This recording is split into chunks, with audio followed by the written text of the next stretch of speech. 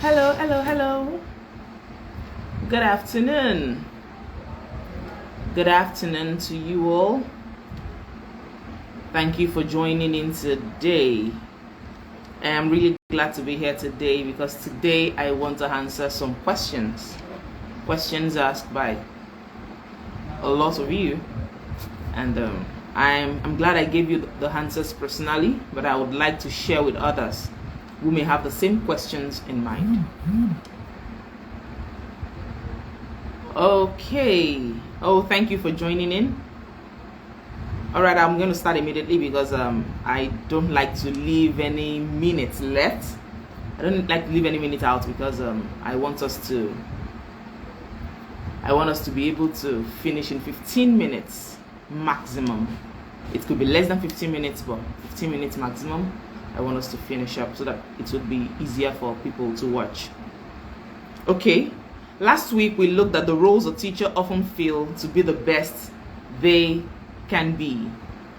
Thank you for joining in. Okay, I said the first role is the role of a resource specialist, the second role, that of support, the third role, mentor, the fourth role, a helping hand, and the fifth role, the role of a learner. When you stop learning, you start dying. So you are a learner as long as you're alive and as long as you want to be better than you were yesterday. All right, so today, let me remind you of a quote I said last week that Coach Bisi Sojoyawe, she's a John Maxwell certified coach. She said that the you that isn't growing in character will sabotage the you that is growing professionally. The you not growing in character will sabotage the you that is growing professionally. As a teacher, have that. Make sure that is always on your mind. Make sure you have that in mind at every point in time. That as much as you grow professionally, as much as you try to grow yourself academically, you must also grow yourself in character because you model who you are to your students and your pupils. All right, today let's look at some questions that about two people asked those questions. Then the third person was a follow-up question from the answer I gave to the first and second question. Now the first question says, what can I do to help pupils if the scheme of a particular class seem higher than their knowledge can take?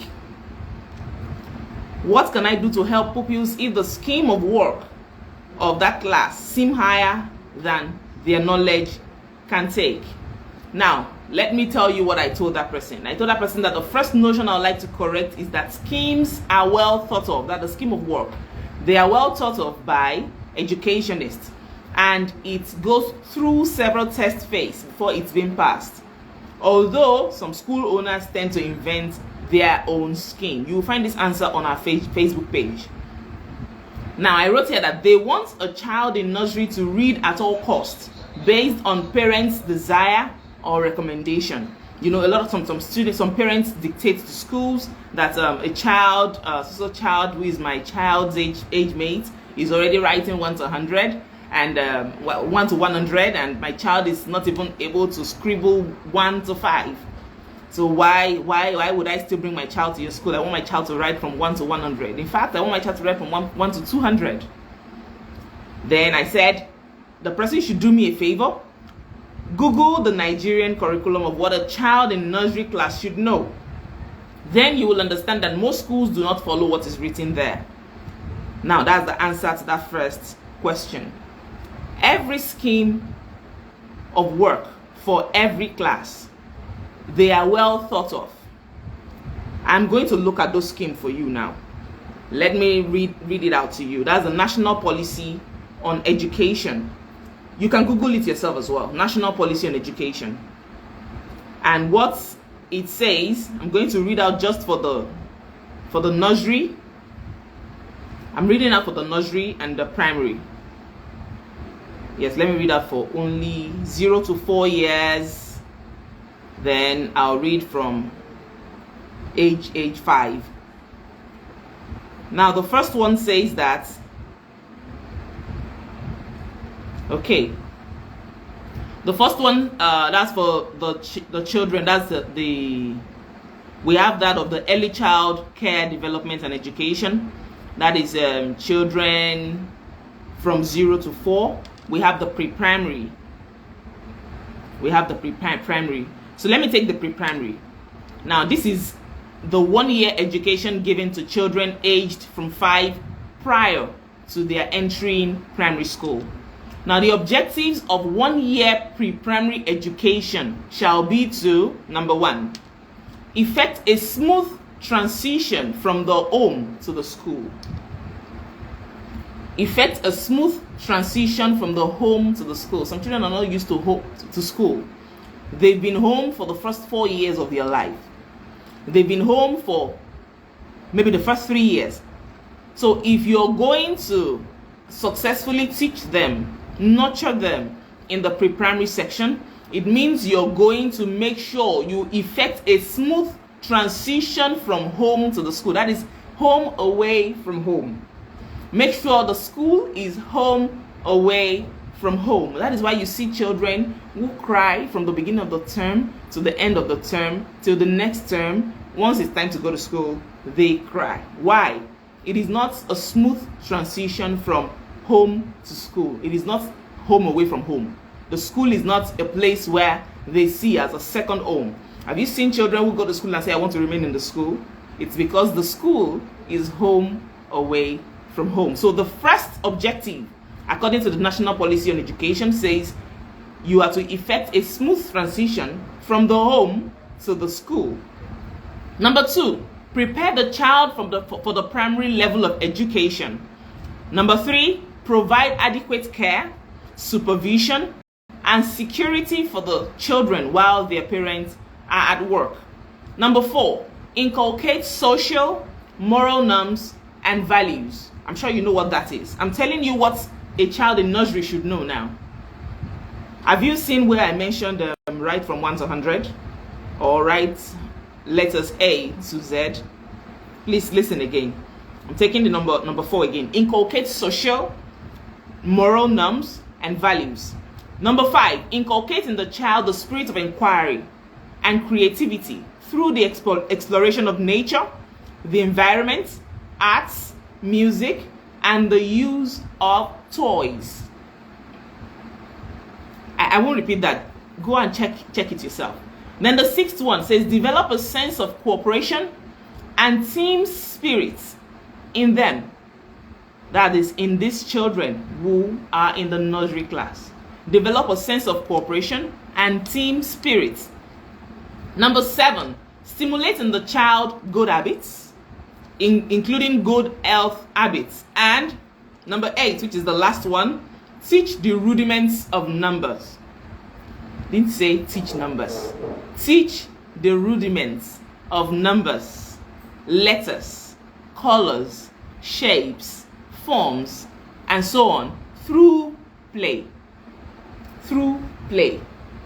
One of my mentors would say that play is to children as work is to adults. The same way you adults take work to be something of essence, something you can't do without, children also take play to be something they can't do without. So play is to children as work is to adults. Everything I read out here now on what a child in the nursery should know, I did not mention anything like writing from 1 to 100 or writing. No, you teach them the rudiments of numbers, rudiments of colors, rudiments of shapes, rudiments of letters, and everything you're going to teach them has to be through play. That is where your rhymes and every other form of play methods come in. All right, so that was the answer I gave to that number 1 question that says that if the scheme of a particular class seems higher than the knowledge of a child, what should she do? Now, let's now assume that you're doing all this and it still seems higher than the knowledge of that child. Then I would say, let me read out what I wrote to her again.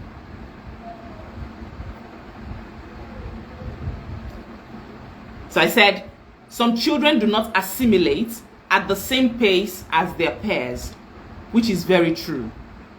The way they process information differs. So what you should do in this case is, number one, use a teaching method that will be beneficial to all the pupils. That is in the case of schools with more than 15 pupils in a class. In the case of in a case where you have more than 15 pupils in a class, in that national policy on education, you will see the ratio of teacher to pupils, teacher to students. Go and read it. I implore you to go through that policy on education, national policy on education. Go through it, the 6th edition. Go through it, then you will see what you should be doing in your school. The second thing I said is that explain to the child again after class. This time, explain slowly. Now, if that child is one that finds it difficult to assimilate easily, after class, you can bring the child closer to you and explain again slowly. Use every form of illustration you can use to teach that child. Then as a teacher, I think you need to really challenge your method of teaching. The method of teaching today is different from the method of teaching 10 years ago. The methods we use now, they are advanced more than the methods we used 10 years ago. So today, you don't expect to want to teach a child noun and just come to class and say a noun is a name of a person, animal, place, or things. Excuse me, this is not the era where they cram. They will ask you how, and then you begin to get angry that why are they questioning you? They're putting you on the spot. No. As a teacher, you need to evolve as well. The third thing I told the person to do is, the most important is that you make your class fun. If your class is boring and too lengthy, they will tune off. They are children. Once your class is boring and it is too lengthy, they are going to tune off. That's the simple truth. They don't want something so lengthy and at the same time boring. So it has to be fun. It has to be a fun class. You must involve them. Involve them in the activities during class. That is why as a teacher, before you go to class, you must prepare. You must. Okay, let's take number 2. I'm trying to check my time now. Let's take number 2.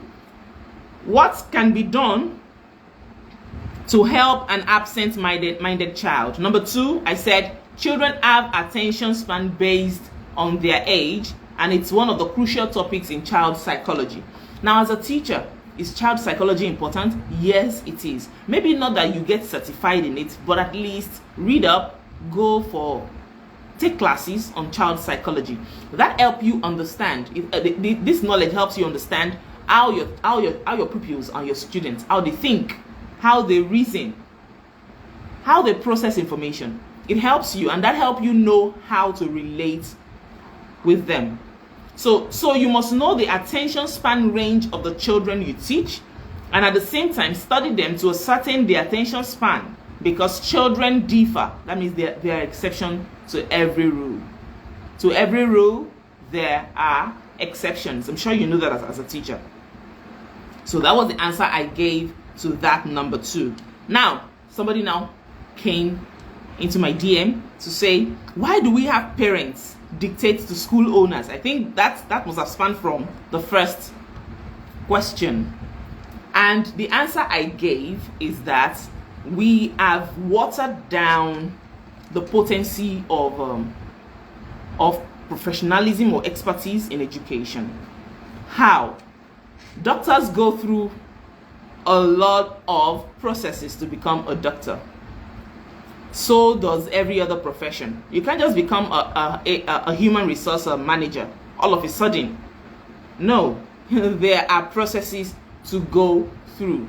And until you go through those processes, you cannot become a qualified one. That is the same way it is for teachers, for educators, for proprietors. There are processes to go through before you become a professional in that field. Why do parents dictate to school owners? They dictate to school owners because they have seen that we have watered down the potency of expertise, or the potency of quality education. How? We tend to employ untrained teachers. Yes, we tend to employ untrained teachers. Teachers that are not trained will not be able to give what they should give as much as a trained teacher will.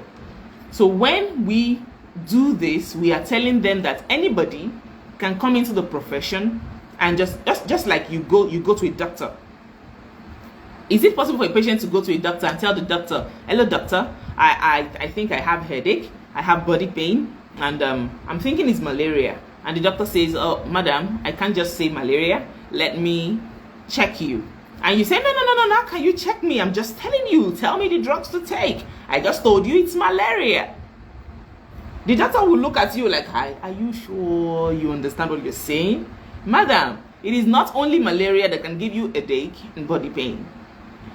So I need to check you to ascertain that it is malaria.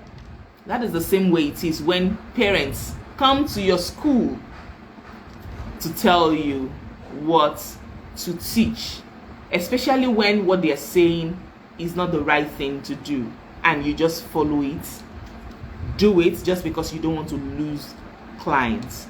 No, you are not helping those pupils. You're not helping them, because not all of them will be able to assimilate at the same pace. Some may be able to take that information that is older than that is more powerful than for their age, and some may not even be able to take it in at all. It may be a bit confusing for them. So that was what I said. And from this answer again, somebody now said, are you trying to sabotage the work of an untrained teacher? Because most of them actually do better than some trained teachers. Yes, I do not dispute that fact. Actually, certificate is not what make you a great teacher. No.